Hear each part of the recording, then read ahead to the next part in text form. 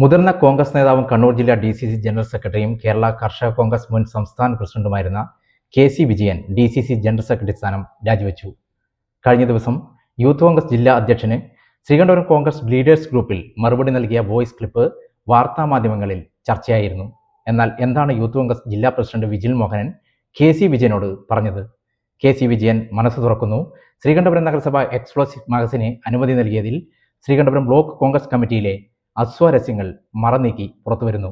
ഇതുമായി ബന്ധപ്പെട്ട് KC വിജയൻ എന്ന മുതിർന്ന കോൺഗ്രസ് നേതാവ് നീതാര വിഷ്ണുവോട് മനസ്സ് തുറക്കുന്നു. ഞാൻ പെട്ടെന്ന് കോൺഗ്രസിൻ്റെ ജില്ലാ പ്രസിഡന്റ് ജനറൽ സെക്രട്ടറി സ്ഥാനം രാജിവെക്കാനൊരു കാരണമുണ്ട്. അത് കഴിഞ്ഞ ഒരാഴ്ചക്കാലമായി ശ്രീകണ്ഠപുരം മുനിസിപ്പാലിറ്റിയും ഏരുവേശി പഞ്ചായത്തും തമ്മിൽ ബന്ധപ്പെട്ട കോറി വിഷയവുമായി ഉള്ള ചില ചർച്ചകളുടെ അടിസ്ഥാനത്തിൽ എന്നെ വളരെ പ്രകോപിതനാക്കി പാർട്ടി ഗ്രൂപ്പിൽ സംസാരിക്കുമ്പോൾ യൂത്ത് കോൺഗ്രസിൻ്റെ ജില്ലാ പ്രസിഡന്റ് അപമാനിക്കുകയുണ്ടായി. ആ സാഹചര്യത്തിൽ ഞാൻ അദ്ദേഹത്തിനെതിരെ മുമ്പ് നമ്മുടെ സമൂഹ മാധ്യമങ്ങളിലും അതുപോലെ തന്നെ സംസ്ഥാനത്തൊട്ടാകെ പത്രങ്ങളിലുമൊക്കെ വന്ന 2 കാര്യങ്ങൾ ഞാൻ എടുത്തു ചോദിച്ചു. എന്നെ അപമാനിച്ചുകൊണ്ടല്ല, ഞാൻ ചോദിക്കില്ല. ഞാനത് പറയുന്നതിന് മുമ്പ് തന്നെ അതിൻ്റെ കൃത്യമായ ക്ലാരിഫിക്കേഷൻ നടത്തിയിട്ടാണ് ഞാൻ പറഞ്ഞത്. ആ വിഷയം എന്ന് പറയുന്നത് ഒന്ന് യൂത്ത് കോൺഗ്രസിൻ്റെ തെരഞ്ഞെടുപ്പാണ്. യൂത്ത് കോൺഗ്രസിൻ്റെ തെരഞ്ഞെടുപ്പിനെക്കുറിച്ച് വ്യാപകമായ ആക്ഷേപം കേരളത്തിലുടനീളം ഉണ്ടായി. പത്രങ്ങളിലും ദൃശ്യമാധ്യമങ്ങളിലുമൊക്കെ വളരെ കൂടുതൽ വാർത്തകൾ വന്നിരുന്ന കാര്യമാണ്. അതുപോലെ തന്നെ വയനാട് ഫണ്ടിൻ്റെ കാര്യത്തിൽ വയനാട് ഫണ്ടിനെക്കുറിച്ച് KPCCയിൽ ചർച്ച വന്നപ്പോൾ പത്രമാധ്യമങ്ങളിലൂടെ ഞാൻ അറിഞ്ഞത് 87 ലക്ഷം രൂപയാണ് ബാക്കിയുള്ളത്, 4 കോടി പിരിച്ചു എന്നൊരു വാർത്ത വന്നിരുന്നു. അപ്പോൾ ആ വാർത്തയുടെ അടിസ്ഥാനത്തിലാണ് ഞാൻ ചോദിച്ചത്, നിങ്ങൾ ഫണ്ട് എങ്ങനെയാണ് കൈകാര്യം ചെയ്തത്? ഫണ്ടിൽ തിരിമറി നടത്തിയില്ലേ? അത് ഇത്രയും വന്നപ്പോൾ ആനുകാലിക സംഭവവികാസങ്ങൾക്കിടയ്ക്ക് വന്ന കാര്യങ്ങളാണ് ഞാൻ അവിടെ സംസാരിക്കുകയുണ്ടായത്. ഇതിനൊരു കാരണം ഈ കോറി വിഷയം തന്നെയാണ്. കഴിഞ്ഞ 26-ാം തീയതി കോൺഗ്രസിൻ്റെ ബ്ലോക്ക് കമ്മിറ്റി യോഗം ശ്രീകണ്ഠപുരത്ത് വിളിച്ചു ചേർത്തു. ചെങ്ങളായി പഞ്ചായത്തും അതുപോലെ തന്നെ ഏരുവേശി പഞ്ചായത്തും ശ്രീകണ്ഠപുരം മുനിസിപ്പാലിറ്റിയും അടങ്ങുന്നതാണ് block Congress committee. President advocate TV രാമകൃഷ്ണനാണ്. യോഗം വിളിച്ചു ചേർക്കുന്നതിന് മുന്നേ തന്നെ കോറി വിഷയവുമായി ബന്ധപ്പെട്ട് DCCക്ക് ഇവിടെയുള്ള പ്രധാനപ്പെട്ട നേതാക്കന്മാർ ഒപ്പിട്ട് ഒരു നിവേദനം കൊടുക്കുകയുണ്ടായി. ആ നിവേദനം അവിടെ എത്തി പിറ്റേ ദിവസമാണ് തെരഞ്ഞെടുപ്പുമായി ബന്ധപ്പെട്ട കാര്യങ്ങൾ ചർച്ച ചെയ്യുന്നതിന് വേണ്ടി ബ്ലോക്ക് കോൺഗ്രസ് കമ്മിറ്റി യോഗം വിളിച്ചു ചേർത്തത്. ആ യോഗത്തിൽ ആദ്യമായി സംസാരിച്ചത് കൊയ്യൻ ജനാർദ്ദനാണ്, KPCC മെമ്പർ. രണ്ടാമത് നമ്മുടെ ഫിലോമിന ടീച്ചർ ചെയർപേഴ്സണാണ് സംസാരിച്ചത്. മൂന്നാമത് ഞാൻ സംസാരിച്ചു തുടങ്ങി. ഞാൻ സംസാരിച്ചത് തന്നെ ത്രിതല മുനിസിപ്പൽ തെരഞ്ഞെടുപ്പിൽ ഈ ബ്ലോക്കിൽ കോൺഗ്രസ് ജയിച്ചു വരേണ്ട അല്ലെങ്കിൽ മുന്നണി ജയിച്ചു വരേണ്ട അനിവാര്യതയാണ് ഞാൻ ചൂണ്ടിക്കാണിച്ചത്. ഏരുവേശി പഞ്ചായത്തിൽ കോൺഗ്രസ് ഒറ്റയ്ക്ക് ഭരിക്കുകയാണ്, 9 സീറ്റുണ്ട്, 12 സീറ്റാണ് ടോട്ടൽ. അപ്പോൾ അവിടെയുള്ള ഒരു വിഷയം സംബന്ധിച്ചുള്ള കാര്യങ്ങളിലേക്കാണ് ചർച്ച കടന്നു വന്നത്. അപ്പോൾ പഞ്ചായത്ത് എങ്ങനെ ജയിച്ചു വരാം, മുനിസിപ്പാലിറ്റി എങ്ങനെ ജയിച്ചു വരാം എന്നുള്ളതിനെക്കുറിച്ച് വിശദമായി ഞാൻ സംസാരിച്ചു. എന്നിട്ടാണ് ഞാൻ പറഞ്ഞു വന്നത്, ചില അസ്വാരസ്യങ്ങൾ നമ്മുടെ ബ്ലോക്കിൽ ഇപ്പോൾ ഉണ്ടായിട്ടുണ്ട്, പത്രങ്ങളിൽ പല വാർത്തകൾ വരുന്നു. അതെല്ലാം ഒരു കോറി വിഷയവും അതുപോലെ തന്നെ എക്സ്പ്ലോസീവ് മാഗസിൻ സ്ഥാപിക്കുന്ന വിഷയവുമായി ബന്ധപ്പെട്ടുള്ള കാര്യങ്ങളാണ്. അത് പ്രത്യേകിച്ച് ശ്രീകണ്ഠപുരം മുനിസിപ്പാലിറ്റിയിൽ ഇത്തരം വിഷയങ്ങൾ ചർച്ചയ്ക്ക് വരുമ്പോൾ ഇവിടെ നെടിയങ്ങ ചെമ്മന്തിട്ടിയിലൊരു കോറി ഈ ബഹുജന സമരത്തിൻ്റെ പേരിൽ പൂട്ടിയിടുന്ന സാഹചര്യം ഇവിടെ ഉണ്ടായിട്ടുണ്ട്.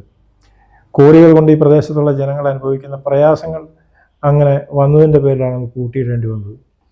അതേ പ്രദേശത്ത് ഏരുവേശിയിൽ സ്ഥാപിക്കാൻ ശ്രമിച്ച എക്സ്പ്ലോസീവ് മാഗസിൻ അതവിടെ പറ്റില്ല എന്ന് അവിടുത്തെ പഞ്ചായത്ത് ഭരണസമിതി തീരുമാനമെടുത്തപ്പോൾ അതിനുശേഷം നേരെ ശ്രീകണ്ഠപുരം മുനിസിപ്പാലിറ്റിയിലേക്കാണ് ആ വിഷയവുമായി വന്നത്. ഞാൻ മനസ്സിലാക്കുന്നത് 3 പേരാണ് ഇതിൻ്റെ പാർട്ട്ണർമാർ. ആ 3 പേര് പാർട്ട്ണർമാരിൽ ഒരാൾ മലപ്പട്ടത്തുള്ള ഒരു CPMൻ്റെ ഒരു ആൾ കൂടിയുണ്ട്. അവർ 3 പേരാണ്. 2 പേര് പത്തനംതിട്ട ഉള്ളവരാണ്. അതിൻ്റെ പുറകിൽ വേറെ പല കഥകളുമുണ്ട്, അത് ഞാൻ പിന്നീട് പറയാം.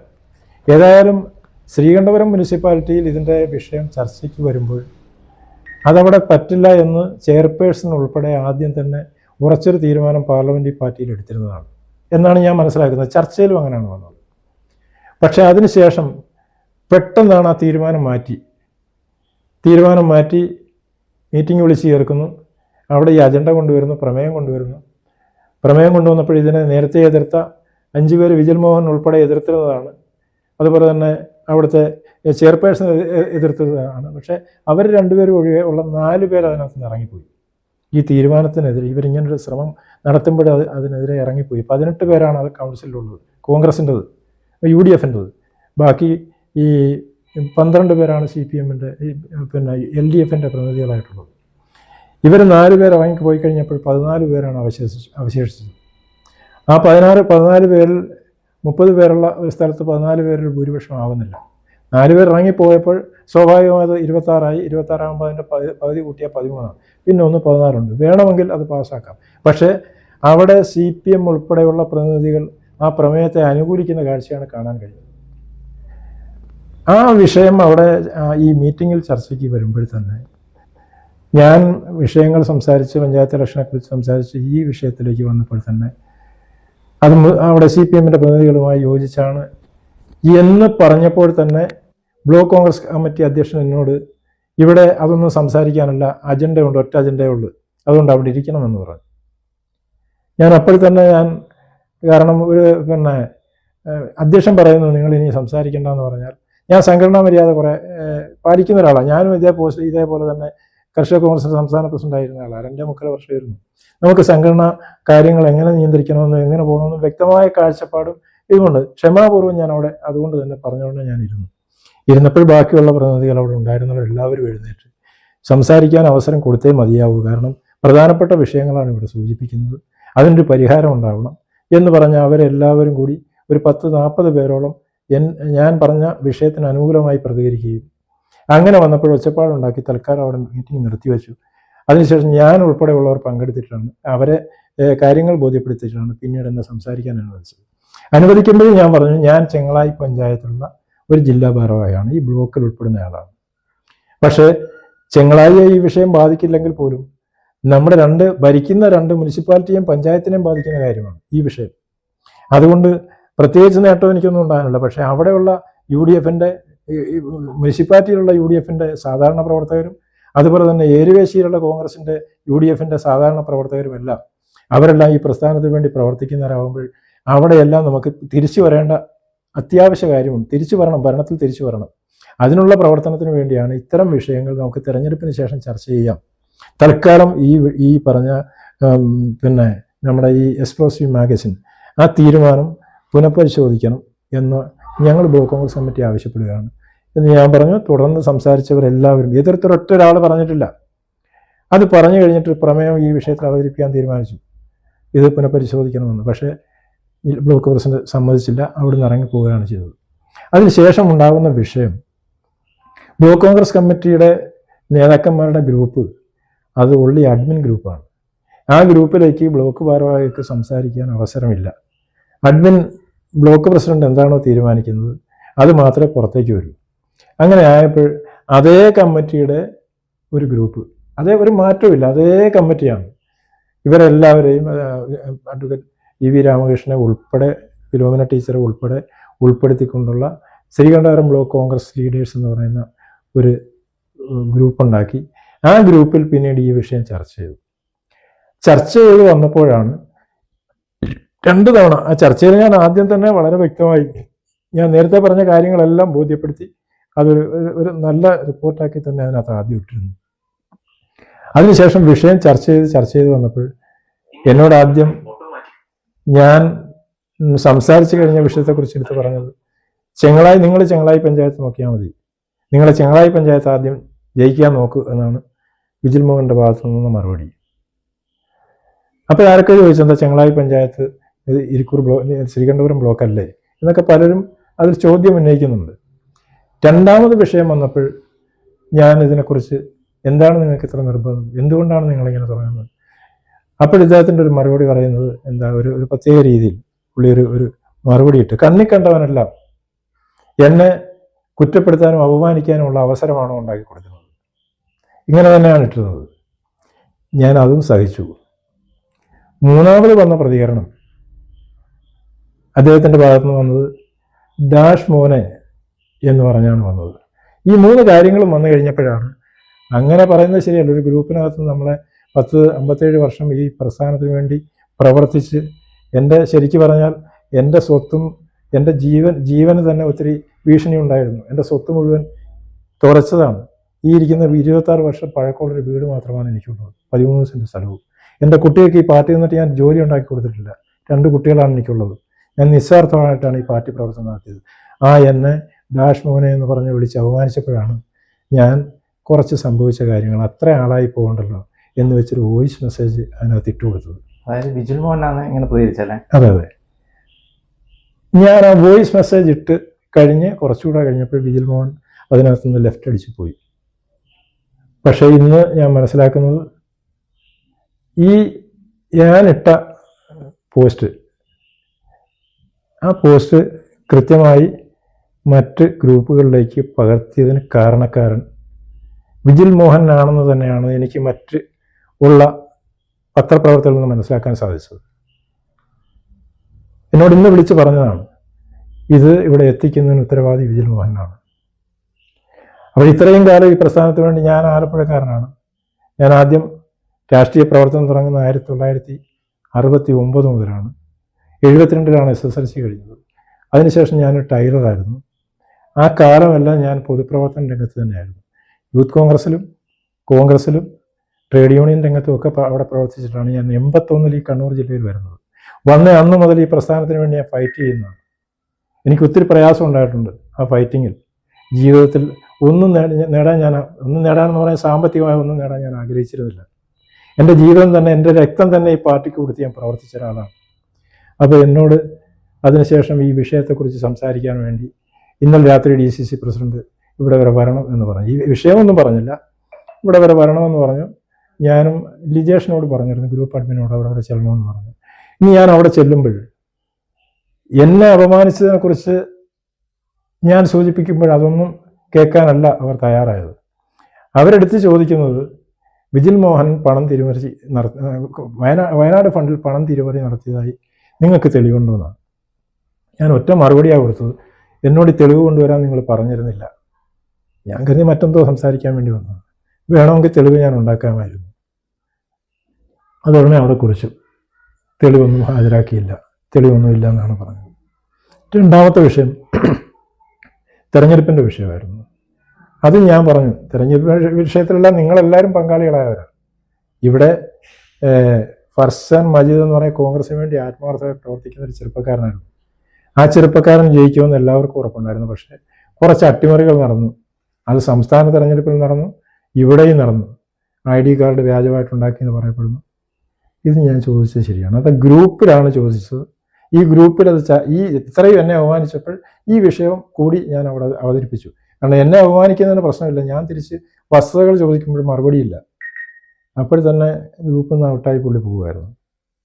നിങ്ങൾ ഇതിനെ കേട്ട് കാണുമല്ലോ, ഞാൻ എൻ്റെ വോയിസ് മെസ്സേജ് നിങ്ങൾ കേട്ട് കാണും. ആ സാഹചര്യത്തിലാണ് അത് സംഭവിച്ചത്. പക്ഷെ പിന്നീട് ഞാൻ ഇന്ന് തിരിച്ച് അവിടുന്ന് വരുമ്പോൾ തന്നെ ഞാൻ അറിഞ്ഞു, എന്നെ പാലോട് രവിയെ പുറത്താക്കിയതുപോലെ പുറത്താക്കാൻ ശ്രമിക്കുന്നുണ്ടെന്ന്. അപ്പം ഞാൻ കരുതി ഞാനൊരു തെറ്റും ചെയ്തിട്ടില്ല ഈ പ്രസ്ഥാനത്തിൽ. ഞാനൊരു പത്രക്കാരെ വിളിച്ച് ഈ വിഷയങ്ങൾ സംസാരിച്ചിട്ടില്ല. ഈ നേരത്തെ പറഞ്ഞ കോറിയുടെ വിഷയമായാലും എക്സ്പ്ലോസീവ് മാഗസിൻ്റെ വിഷയമായാലും ഞാൻ സംസാരിച്ചിട്ടില്ല. ഞാൻ സംസാരിച്ചതെല്ലാം ഇത് നേരെ പോകണമെന്ന് ഉള്ള ആഗ്രഹത്തിലും ഈ ചട്ടക്കൂടിനുള്ളിൽ നിന്നുകൊണ്ട് ആ ഗ്രൂപ്പിനുള്ളിൽ നിന്ന് പാർട്ടി നേതാക്കന്മാരുടെ ഉള്ളിൽ നിന്നുകൊണ്ടാണ് ഞാൻ സംസാരിച്ചത്. പക്ഷേ അതെടുത്ത് പുറത്ത് കൊടുത്തിട്ട് എന്നെ ഫേസ്ബുക്കിലും അതുപോലെ തന്നെ മറ്റ് ഗ്രൂപ്പുകളിലും ഒക്കെ മാധ്യമങ്ങളിലും ഒക്കെ എന്നെ അപമാനിക്കപ്പെടുത്തക്ക രീതിയിലുള്ള പ്രവർത്തനമാണ് നടന്നത്. അതിപ്പോഴും നടന്നുകൊണ്ടിരിക്കുന്നത്. അതുകൊണ്ടാണ് നമുക്ക് പുറത്താകുന്നതിന് മുന്നേ നമുക്ക് തന്നെ സ്വയം സംഘടനയിൽ ഒരു മെമ്പർഷിപ്പ് ഉണ്ട്. അതേതായാലും ഞാൻ അതൊന്നും രാജിവെച്ചിട്ടില്ല. ഭാരവാഹിത്വം രാജിവെച്ചുകൊണ്ട് മുന്നോട്ട് കാര്യങ്ങൾ വിശദീകരിച്ച് പോകാൻ സാധിക്കില്ല. ഇന്ന് ഈ നിമിഷം വരെ ഞാൻ പത്രക്കാരോടൊരു കാര്യവും പറഞ്ഞിട്ടില്ല. പക്ഷേ എനിക്കിപ്പോഴിത് പറയാനുള്ള സ്വാതന്ത്ര്യമുണ്ട്. കാരണം ഞാൻ ഇതെല്ലാം അടക്കി പിടിച്ച് മുന്നോട്ട് പോയ ആളാണ്. പക്ഷേ അവിടെ എൻ്റെ പേരിൽ നടപടി ഉണ്ടാക്കും അല്ല എന്ന ആ രീതിയിൽ വന്നു കഴിയുമ്പോൾ സ്വാഭാവികമായിട്ടും ആരായാലും ശരി രാജിവെക്കും, പ്രതികരിക്കും. ഞാൻ ഈ വിഷയത്തിൽ എനിക്കറിയാവുന്ന എല്ലാ കാര്യങ്ങളും സംഘടനാ വിഷയങ്ങളിലും ഇനിയും ഞാൻ പ്രതികരിക്കും. ഇപ്പോൾ ഒന്നിച്ച എല്ലാ കാര്യങ്ങളും ഞാൻ പറയുന്നില്ല. അത്രയാണ് എനിക്കിപ്പോൾ പറയാനുള്ളത്. ഈ പെരുന്തച്ചൻ കോംപ്ലക്സ് ആണെന്ന് KC വിജയൻ എന്ന് ഈ യൂത്ത് കോൺഗ്രസ് സംസ്ഥാന സെക്രട്ടറി റോബർട്ട് വെള്ളാപ്പള്ളി പറഞ്ഞിട്ടില്ല. അതിൽ വെള്ളാപ്പള്ളിക്ക് ഒരു തെറ്റിദ്ധാരണ പറ്റിയതാണ്. എന്നാണ് ഞാൻ മനസ്സിലാക്കുന്നത്. പെരുന്തച്ചൻ കോംപ്ലക്സ് എന്ന് പറഞ്ഞാൽ മറ്റുള്ളവർ നന്നായി വരുമ്പോൾ ഈ നന്നായി നേരത്തെ ഉണ്ടായിരുന്ന ആള് അവരെ നശിപ്പിക്കാൻ ശ്രമിക്കുന്നു എന്നുള്ളതാണല്ലോ ഈ പെരുന്തച്ചൻ കോംപ്ലക്സ് എന്ന് പറയുന്നത്. അപ്പോൾ അവർ തന്നെ ഞാൻ നന്നായി പ്രവർത്തിച്ച ഒരാളാണെന്ന് ആണ് അവർ തന്നെ പറഞ്ഞു വെക്കുന്നത്. മറ്റുള്ളവർ പ്രവർത്തിക്കുമ്പോൾ അവർക്ക് എതിരെ അവരെ നശിപ്പിക്കാൻ ശ്രമിക്കുന്നു. മാത്രമല്ല 50 വർഷക്കാലമായിട്ട് കോൺഗ്രസിനകത്തിൽ സജീവമായിട്ടുള്ള ആളാണ് ഞാൻ വിജിൽ മോഹനെ നശിപ്പിക്കാൻ ഒരക്ഷരം പോലും പറഞ്ഞിട്ടില്ല. ഞാൻ ഈ ഗ്രൂപ്പിൽ ഈ വിഷയം ചർച്ചയ്ക്ക് വരുമ്പോൾ ഇതിൽ ഈ കോറിയുടെ വിഷയത്തിൽ എക്സ്പ്ലോസീവ് ആക്സിന്റെ വിഷയത്തിൽ അത് വേണ്ട എന്ന് പറഞ്ഞ വിജിൽ മോഹനൻ എങ്ങനെ അതിന് അനുകൂലമായി വോട്ട് ചെയ്തു? എങ്ങനെയാണ് മാറിയത്? എല്ലാവരും ആദർശം പ്രസംഗിക്കുന്നവരല്ലേ? മലപ്പട്ടത്ത് പോയി ഈ മഹാത്മജിയുടെ പ്രതിമ തല്ലിപ്പൊട്ടിച്ചപ്പോൾ അതിനെതിരെ സമരം നയിച്ചത് വിജിൽ മോഹനാണ്. അവിടെ ഏറ്റവും കൂടുതൽ എതിർത്തത് CPM ആണ്. CPM ആണ് അവിടെ പ്രശ്നങ്ങൾ ഉണ്ടാക്കിയത്. ഇതറിയാവുന്ന വിജിൽ മോഹൻ തന്നെ, അത് തന്നെ വിജിൽ മോഹൻ ഇങ്ങനെയുള്ള വിഷയം വരുമ്പോൾ ചർച്ചയിലും ആവർത്തിച്ച വിജിൽ മോഹൻ എങ്ങനെ പെട്ടെന്ന് ഇതിനെ സപ്പോർട്ട് ചെയ്തു? സ്വാഭാവികമായും ചോദിക്കുന്ന കാര്യമാണല്ലോ. പിന്നെ കോംപ്ലക്സ് എന്ന് പറഞ്ഞത് ഞാൻ യൂത്ത് കോൺഗ്രസിനെ പ്രോത്സാഹിപ്പിച്ചിട്ടേ ഉള്ളൂ. ഞാൻ കണ്ണൂർ വന്ന ആദ്യം യൂത്ത് കോൺഗ്രസിലാണ് പ്രവർത്തിച്ചത്. യൂത്ത് കോൺഗ്രസിൻ്റെ ഇവിടുത്തെ ചുഴലി ഈ വില്ലേജ് കമ്മിറ്റി സെക്രട്ടറി സ്ഥാനത്ത് നിന്ന് യൂത്ത് കോൺഗ്രസിൻ്റെ മണ്ഡലം പ്രസിഡന്റായി, നിയോജകമണ്ഡലം സെക്രട്ടറിയായി. അതിനുശേഷമാണ് ഞാൻ കോൺഗ്രസിൻ്റെ ബ്ലോക്ക് സെക്രട്ടറിയായി. പിന്നെ ഞാൻ DCC മെമ്പറായി, DCC എക്സിക്യൂട്ടീവ് മെമ്പറായി, മണ്ഡലം കോൺഗ്രസ് കമ്മിറ്റി പ്രസിഡന്റായി. അവിടെ നിന്നാണ് ഞാൻ നേരോട്ട് വന്നത്. DCC സെക്രട്ടറിയായി, കർഷക കോൺഗ്രസ് ജില്ലാ പ്രസിഡന്റായി ഞാൻ 12 വർഷം പ്രവർത്തിച്ചു. കർഷക കോൺഗ്രസിൻ്റെ സംസ്ഥാന ചുമതലയുള്ള ജനറൽ സെക്രട്ടറിയായി ഞാൻ 7 വർഷം പ്രവർത്തിച്ചു. എന്നിട്ടാണ് കർഷക കോൺഗ്രസിൻ്റെ സംസ്ഥാന പ്രസിഡന്റായി എന്നെ നാമനിർദ്ദേശം ചെയ്തത്. ഞാൻ ഈ പാർട്ടിയിൽ അത്രത്തോളം ഇവിടെ വന്നപ്പോൾ തന്നെ എൻ്റെ വീട്ടിൻ്റെ ആ ചിത്രം പോലും നിങ്ങൾ കണ്ടു കാണും. അത്രത്തോളം ഞാൻ ഈ പ്രസ്ഥാനത്തിന് വേണ്ടി ആത്മാർത്ഥതയോടെ രാവും പകലും ആരെപ്പോഴും എൻ്റെ ഫോണിൽ വിളിച്ചാലും ഞാൻ ഫോൺ എടുക്കാതിരിക്കില്ല. എന്ത് പ്രശ്നങ്ങളുണ്ടായാലും പരിഹരിക്കാൻ മാത്രമേ ഞാൻ ശ്രമിച്ചിട്ടുള്ളൂ. അപ്പോൾ അങ്ങനെയുള്ള നമ്മൾ പറയുന്നത് കേൾക്കാൻ തയ്യാറല്ല, മറ്റു തരത്തിലുള്ള ആക്ഷേപങ്ങൾ കേൾക്കേണ്ടി വരുന്നു എന്ന് പറയുമ്പോൾ രാജിവെക്കലല്ലാതെ വേറെ നിവൃത്തിയില്ല. എൻ്റെ രക്തം എൻ്റെ പാർട്ടിക്ക് എൻ്റെ രക്തമാണ് വേണ്ടെങ്കിൽ ആ രക്തം കൊടുത്തിട്ട് ഞാൻ മാറി നിൽക്കുക. വയനാട് പുനരധിവാസത്തിന്റെ ഫണ്ട് പിരിച്ച കണക്കിനെ സംബന്ധിച്ച് പറഞ്ഞിട്ടുണ്ടായിരുന്നില്ല. അത് സംബന്ധിച്ചുള്ള പുനരധിവാസ ഫണ്ട് പിരിച്ചതിൻ്റെ കണക്കിനെ കുറിച്ച് DYFI വീട് നിർമ്മിക്കാൻ തുടങ്ങിയപ്പോൾ തന്നെ യൂത്ത് കോൺഗ്രസിൻ്റെ വീട് എന്തുകൊണ്ട് വരുന്നില്ല എന്ന് പല നമ്മുടെ ഗ്രൂപ്പുകളിലും മറ്റുള്ള സ്ഥലത്തൊക്കെ ചർച്ചയ്ക്ക് വന്നത്. KPCCയിലും ഈ വിഷയം ചർച്ചയ്ക്ക് വന്നതെന്ന് തന്നെയാണ്. ഞാൻ KPCC യോഗത്തിൽ പോയിട്ടില്ല, പങ്കെടുത്തിട്ടില്ല. ഞാൻ പ്രസിഡൻ്റായിരുന്ന സമയത്ത് മാത്രമേ പങ്കെടുത്തിട്ടുള്ളൂ. പിന്നെ അതിൽ ചർച്ചയ്ക്ക് വരികയും 87 ലക്ഷം രൂപയാണ് ബാക്കിയുള്ളതെന്ന് 4 കോടി പിരിച്ചെന്നും പറഞ്ഞു. അപ്പോൾ ഈ 4 കോടിയിൽ 87 ലക്ഷം കഴിച്ച് ബാക്കി എങ്ങോട്ട് പോയെന്ന് അറിയാനുള്ള ആകാംക്ഷ ഉണ്ടാവില്ലേ? ഇത് സാധാരണ ഞാൻ 3 വട്ടം പോയി ഈ പറഞ്ഞ ചൂരൽമലയിൽ. ഈ സംഭവം ഉണ്ടായി പിറ്റേ ദിവസം ഞാൻ സംസ്ഥാന കമ്മിറ്റി യോഗം എറണാകുളത്ത് ചേരുന്ന സമയത്താണ് അവിടെ ഉരുൾപൊട്ടലുണ്ടാകുന്നത്. കഴിഞ്ഞ 30-ാം തീയതി വെളുപ്പിനാണ്, കഴിഞ്ഞ വർഷം 30-ാം തീയതി വെളുപ്പിനാണ് സംഭവം ഉണ്ടാകുന്നത്. അന്ന് 30-ാം തീയതി മീറ്റിംഗ് പെട്ടെന്ന് നിർത്തിവെച്ച് അവിടെ നിന്ന് നേരെ പോയത് ചൂരൽമലയ്ക്കാണ്. അവിടുത്തെ ജനങ്ങളുടെ പ്രയാസം കണ്ടവനാണ്. ഇന്നും അവർ വാടക വീട്ടിലാണ് താമസിക്കുന്നത്. ഒത്തിരി പേര് പ്രയാസപ്പെടുന്നു. അവിടെ യൂത്ത് കോൺഗ്രസ് വെച്ച് കൊടുക്കാമെന്ന് പറഞ്ഞ വീട് കൃത്യമായി ആദ്യം മാതൃകയായി വെച്ച് കൊടുക്കാൻ തുടങ്ങേണ്ടത് യൂത്ത് കോൺഗ്രസ് തന്നെയായിരുന്നു. മാതൃക കാണിക്കേണ്ടത് യൂത്ത് കോൺഗ്രസ് തന്നെയായിരുന്നു. പക്ഷെ അത് എന്തുകൊണ്ടത് പിന്നോട്ട് പോയി? ചർച്ച നടന്നല്ലോ, ഞാൻ പറഞ്ഞ ചർച്ച മാത്രമല്ല. സംസ്ഥാന യൂത്ത് കോൺഗ്രസ് രാഹുൽ മാങ്കൂട്ടത്തിൽ ഉൾപ്പെടെയുള്ളവരെല്ലാം ഈ ഒരു അവസരം പ്രതികൂട്ടിലാണ്. അതെ, കണ്ണൂർ ജില്ലാ കമ്മിറ്റി മാത്രമല്ല, ഞാൻ മൊത്തത്തിലാണ് ഞാൻ പറയാം. കാരണം ഇത്രേ ബാക്കിയുള്ളെങ്കിൽ, അങ്ങനെ പറയപ്പെടുന്നു, ഇത്രേ ബാക്കിയുള്ളെങ്കിൽ നമ്മൾ ചെയ്തു കൊടുക്കേണ്ട കാര്യം കൃത്യമായി ചെയ്തു കൊടുത്തില്ലെങ്കിൽ എന്തുകൊണ്ട് എന്നെ അധിക്ഷേപിച്ചിട്ട് അവസാന ഘട്ടം എനിക്ക് ഇതിനെക്കുറിച്ച് ഒരു ഗ്രൂപ്പിലെങ്കിലും, നേതാക്കന്മാരുടെ ഗ്രൂപ്പിലെങ്കിലും സൂചിപ്പിച്ചുകൂടാ? ഞാനെന്താ കുറ്റക്കാരനാണോ? ഇത് പുറത്തു വന്ന കാര്യമല്ലേ? പത്രത്തിൽ വരുന്നതിന് നടപടി സ്വീകരിക്കാൻ ഇവർക്ക് സാധിക്കില്ല. ഞങ്ങളെപ്പോലെ പ്രവർത്തിക്കുന്ന നല്ല ആൾക്കാർ കുറേ കാലം പ്രവർത്തിച്ചവരുടെ പേരിൽ ഇങ്ങനൊരു വാക്ക് പറയുന്നതിന് പുറത്താക്കേണ്ടി വരുന്നില്ലേ? ഇപ്പോൾ എന്തെല്ലാം ചർച്ച നടക്കുന്നു? ഈ നേതാക്കന്മാരെ കുറിച്ച് എന്തെല്ലാം ചർച്ച നടക്കുന്നു? ആരുടെ പേരിലാണ് നടപടി എടുക്കുന്നത്? എത്ര പേരിൽ നടപടി സ്വീകരിച്ചിട്ടുണ്ട്? പിന്നെ എന്താണ് പറയാനെന്നുള്ളതെന്ന് കേൾക്കാൻ പോലും അവസരം കിട്ടുന്നില്ലല്ലോ. അല്ല, എന്നോട് വിശദീകരണമാണ് ചോദിക്കേണ്ടത്. ഞാൻ കൃത്യമായ വിശദീകരണം എഴുതി കൊടുക്കും. ഇത് നമ്മളെ ഒരു മജിസ്ട്രേറ്റ് വിളിക്കുന്നു, അത് കേസുണ്ടെന്ന് അറിയപ്പോഴാണല്ലോ മജിസ്ട്രേറ്റ് വിളിക്കുക. ഇത് DC പ്രസിഡന്റ് വിളിക്കുന്നു, അങ്ങോട്ടൊന്ന് ചെല്ലണം, നാളെ ഒരു 2 മണിക്കോ ഇവിടെ വരണം, ഒന്ന് വന്നിട്ടൊരു ആവശ്യമുണ്ടെന്ന് പറഞ്ഞു. ഞാനങ്ങനെയാണ് പോയത്. പോകുമ്പോഴിതാണ് അനുഭവം. ഡാഷ് മോനെ എന്ന ഒരു ഗ്രൂപ്പിൽ വിളിച്ചിട്ട് ഒരു യൂത്ത് കോൺഗ്രസിലെ ജില്ലാ പ്രസിഡന്റ് സ്ഥാനത്തിരിക്കുന്ന ഒരാൾ, എന്നിട്ട് പോലും വിജയേട്ടൻ അത് ആ വോയിസ് പുറത്തിടാൻ ഒറ്റ പെർസെന്റേജ് ഉണ്ടായിട്ടും തയ്യാറായില്ല. ഞാൻ ഒരിക്കലും തയ്യാറായില്ല. കാരണം എന്താ, ഞാൻ ഈ പാർട്ടിക്കുള്ളിൽ ഒതുങ്ങി മുന്നോട്ട് പോകണം. പാർട്ടി നിലപാട്, പാർട്ടിയെ മോശപ്പെടുത്തുന്ന ഒരു കാര്യം പറയരുത് എന്നുള്ള ആഗ്രഹവും അങ്ങനെ തന്നെ ഞാൻ പ്രവർത്തിച്ചു വന്നത്, ഇതുവരെയും പ്രവർത്തിച്ചു വന്നത്. ഇപ്പോഴെനിക്ക് വ്യക്തമായ കാര്യങ്ങൾ പറയാലോ. ഇതുവരെ ഞാൻ പറഞ്ഞിട്ടില്ല, ഒരു വിഷയത്തിലും ഞാൻ പാർട്ടിക്കെതിരെ സംസാരിച്ചിട്ടില്ല. കഴിഞ്ഞ 57 വർഷം പ്രവർത്തനം തുടങ്ങിയിട്ട് ഒരൊറ്റ വിഷയത്തിൽ പോലും. അപ്പൊ ഇനിയും ഈ പാർട്ടി പ്രവർത്തനം എങ്ങനെ തുടരാൻ ഉദ്ദേശിക്കുന്നത്? ഞാൻ പാർട്ടിയുടെ ഒരു അംഗം എന്നുള്ള രീതിയിൽ മുന്നോട്ട് പോകും. ചിട്ടയുള്ള ഒരു കോൺഗ്രസ്സുകാരനായിട്ട് അതെ, പ്രവർത്തനം തുടരും. അതെ, അങ്ങനെ തന്നെ മുന്നോട്ട് പോകും. പക്ഷെ എനിക്ക് പാർട്ടിയിൽ ഉണ്ടാകുന്ന കാര്യങ്ങൾ പറയാലോ, അതിന് വിലക്കൊന്നുമില്ലല്ലോ.